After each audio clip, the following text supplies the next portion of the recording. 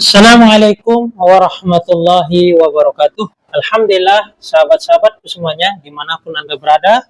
Saat ini kita akan melanjutkan dari kajian kita sebelumnya, yaitu mengenal dari kepribadian Rasulullah SAW, atau mengenal dari budi pekerti akhlak Rasulullah SAW. Dikarenakan tidak ada suri tauladan yang terbaik untuk manusia seluruh makhluk melainkan Rasulullah SAW, mana Allah Subhanahu Wa Taala telah menyempurnakan akhlak kepada beliau, yaitu Rasulullah SAW. Dan di dalam sebuah hadis pun dinyatakan tidaklah Rasulullah SAW diutus melainkan untuk menyempurnakan akhlak. Dengan hadis inilah memperkuat kita untuk mengenal Rasulullah SAW secara kepribadian maupun akhlaknya Rasulullah SAW. Alhamdulillah, saat ini kita masih memasuki tentang Rasulullah SAW, yaitu dengan cara tidurnya Rasulullah SAW, yang mana tentunya tidak ada cara tidur terbaik melainkan cara tidurnya Rasulullah SAW. Seperti biasa, sebelum kita memulai dengan doa Al-Fatihah.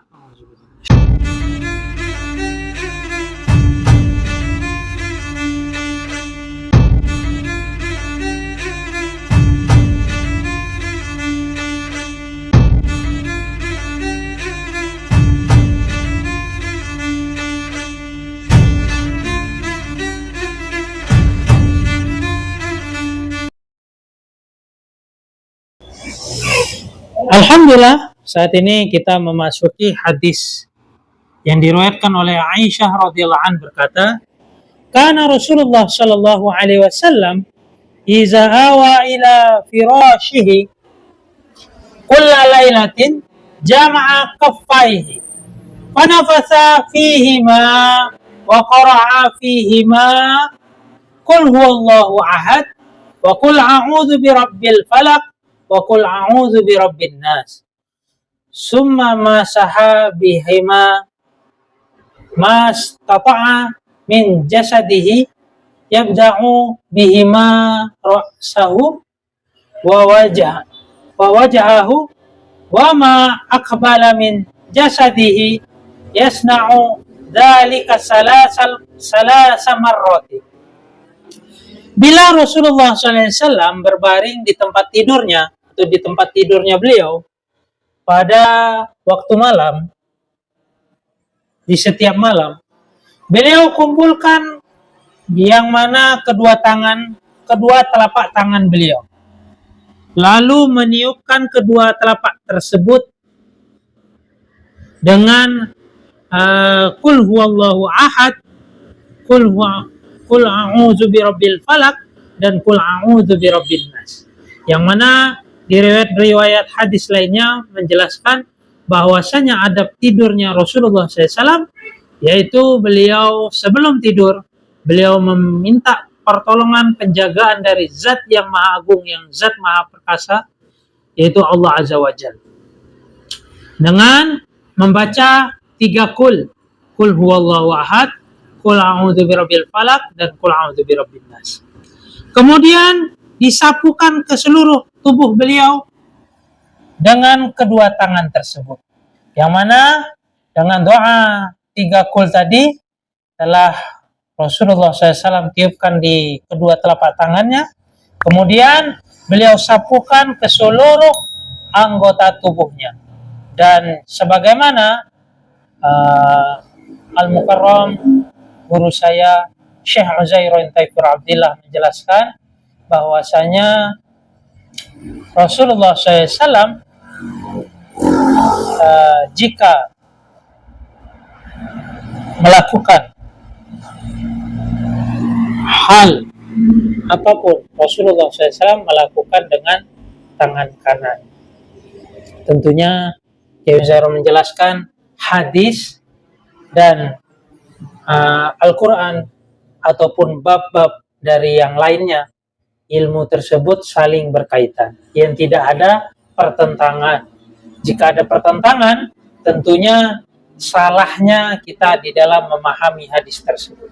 Yang mana hadis dari awal hadis kita mendengarkan bahwa Rasulullah SAW suka menggunakan dari tangan kanan untuk kemuliaan, sehingga selayaknya jika beliau menyapukan dari doa-doa tersebut, tentu bagian kanan adalah di bagian muka dan kiri adalah bagian depan, dan kiri bagian belakang, dan disapukan ke seluruh tubuhnya. Wallahu a'lam. Demikianlah Rasulullah SAW kurang lebihnya memberikan tauladan untuk kita yang hendak tidur, sehingga Allah menjaga jasad ataupun ruh kita dikala kita tidur. Wallahu a'lam.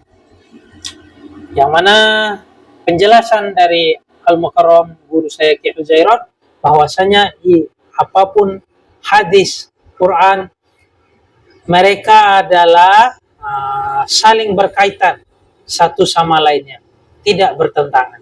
Jika kita memahaminya ada pertentangan, tentu itu adalah kesalahan di dalam kita memahami ilmu tersebut. Wallahu a'lam.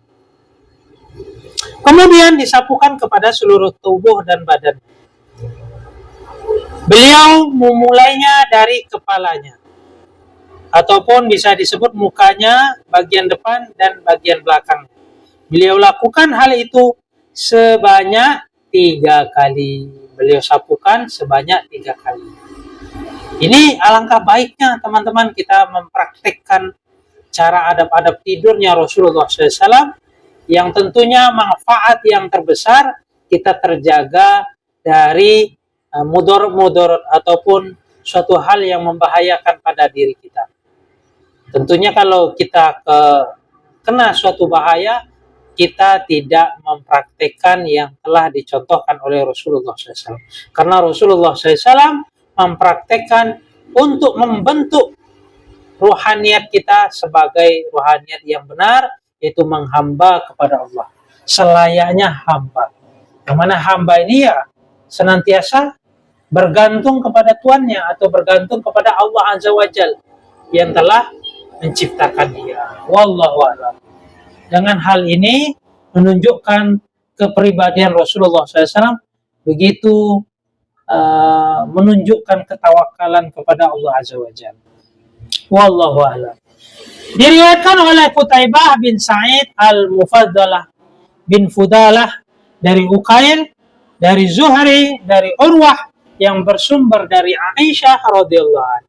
Ibnu Abbas radhiyallahu anhu bercerita, anna Rasulullah sallallahu alaihi wasallam nama hatta nafakha wa kana iza nama nafakha fataihu Bilal fadhanuhu bis salat faqama wa shalla wa lam yatawadda wa fil hadisi kisah. Sesungguhnya Rasulullah SAW tidak akan tidur sebelum beliau meniupkan, dan apabila hendak tidur untuk meniupkan kedua tangannya, kedua telapak tangannya. Tak kala Bilal datang kepada beliau atau datang kepada Rasulullah SAW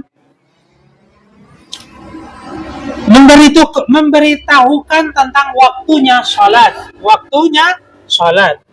Beliau pun berdiri dan salat. Padahal beliau tidak berwudu lagi. Maksudnya beliau tidak mengulang dari wudunya. Tentunya di sini Rasulullah SAW telah menjaga wudu beliau dan beliau tidak wudu kembali. Hadis ini masih ada sambungan dari kisah-kisah lainnya. Tentunya Rasulullah SAW melakukan ini dalam keadaan masih memiliki wudu. Wallahu a'lam. Dan adapun wudunya beliau tidak dalam mengalami wudu yang batal.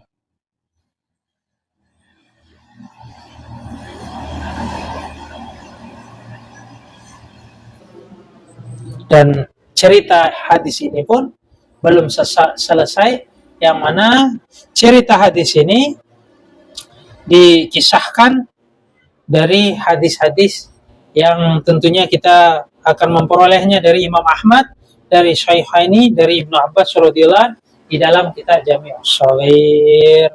Wallahu a'lam.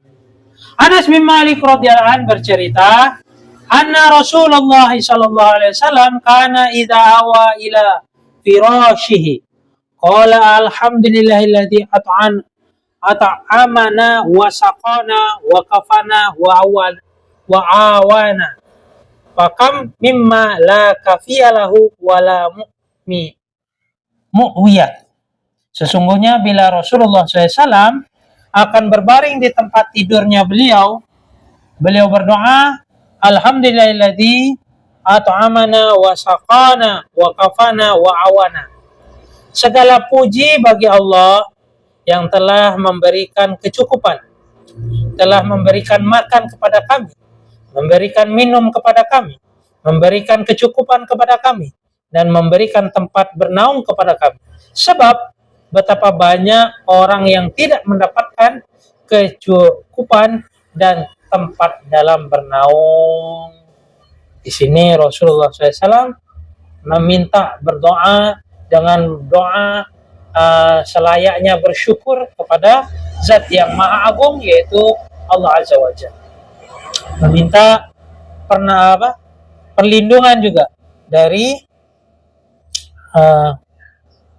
kecukupan dan tempat bernaung, karena banyak orang yang tidak memiliki tempat bernaung ataupun kecukupan. Wallahu a'lam.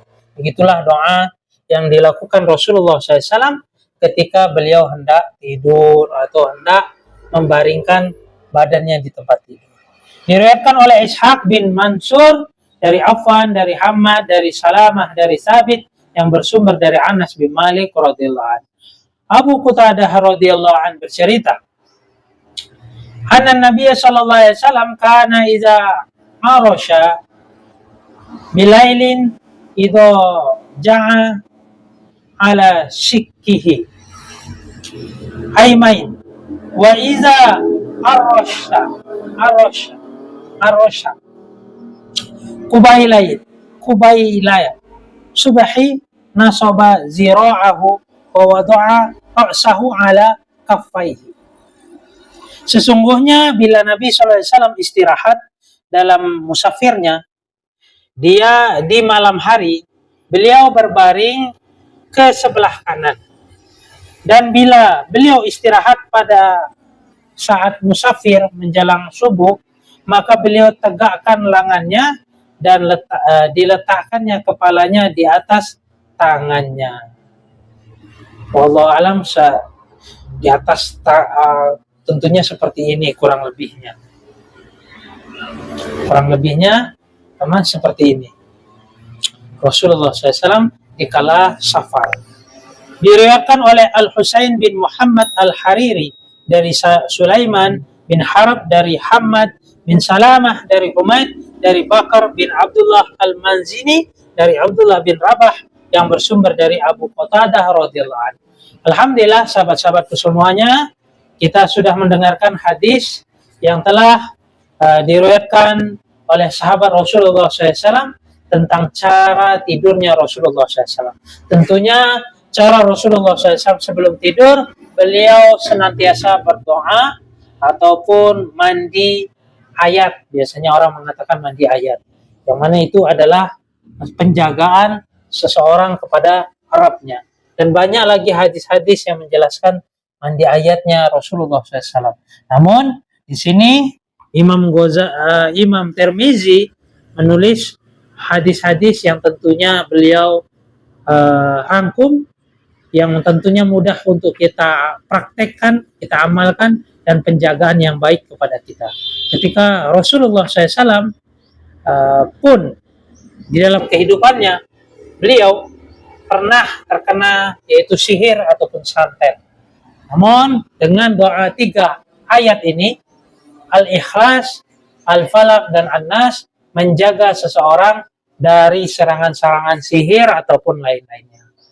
Tentunya bukan sihir saja, Allah akan menjaga dari berbagai musibah kepada dirinya. Wallahu a'lam. Semoga kita diberikan kemampuan oleh Allah, karena kita adalah makhluk yang tidak memiliki daya dan upaya melainkan atas izin Zat yang Maha Kuasa, yaitu Allah Azza wa Jalla. Kurang lebihnya yang mendengarkan ini, semoga kalian dilimpahkan kebaikan-kebaikannya Rasulullah SAW, dilimpahkan lagi keberkahan-keberkahan Rasulullah SAW, dan mudah membangun amal jariah yang begitu besar di hari kemudian kelak. Sebagaimana yang dicetak ataupun yang ditulis oleh para sahabat radhiyallahu an yang telah diajarkan oleh para sahabat. Kurang lebihnya saya mohon maaf, saya undur diri. Wabillahi taufiq wal hidayah. Assalamualaikum warahmatullahi wabarakatuh.